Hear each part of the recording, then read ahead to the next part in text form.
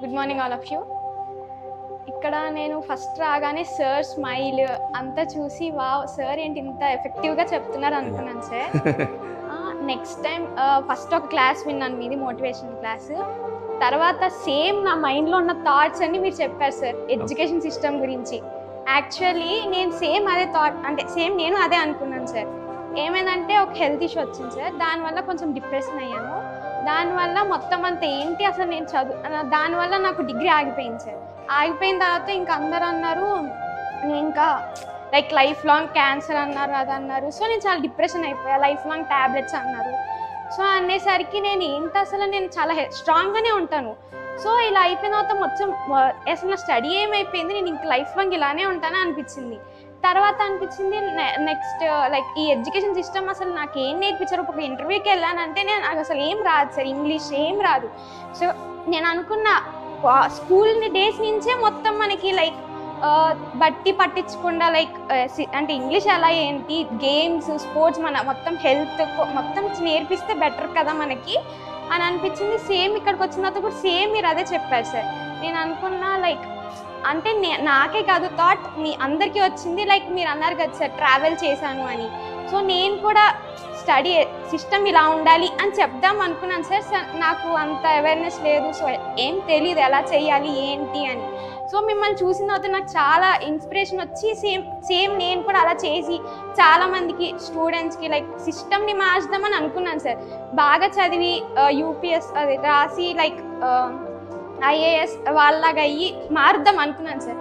So తర్వాత తెలిసింది అది మార్చడం కూడా వేస్ట్ అని. మనం వెళ్ళినా కానీ వాళ్ళు మార్చడానికి ఒప్పుకోరు సార్. ఇంకా మొత్తం ఎడ్యుకేషన్ సిస్టమ్ని ఒప్పుకోరు. ఇంకా వాళ్ళు ఎలా అనుకున్నారో వాళ్ళనే లైక్ నడిపిస్తారు. సో అంటే what you don't like it అండి. ఒక వర్డ్ బాగా చెప్పారు, వాల్యుబుల్ వర్డ్. ఒక వర్డ్ మీకు చెప్పింది ఏంటంటే కాలేజీలో పట్టుకొని చదువుతున్నామండి బట్ మాకు ఫిజికల్ ఫిట్నెస్ లేదు, దానివల్ల హెల్త్ ఇష్యూస్ వస్తుంది. వండర్ఫుల్ వర్డ్ అండి. ఎందుకంటే ఇప్పుడు కాలేజెస్లో ఏం జరుగుతుంది చెప్పండి, 24 hours you are spending the time to read the notes books, చదివి ఆ ప్రెజర్ వచ్చేస్తుంది.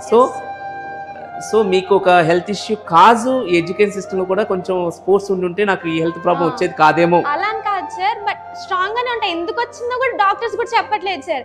మేమేమన్నా దేవుళ్ళమా మాకేమన్నా తెలుసా చెప్పడానికి కూడా అలా అన్నారు. అరే మీరు డాక్టర్స్ ఇంత చదువుకున్నారు అది కూడా తెలీదా అని అలా నేను అనుకున్నాను.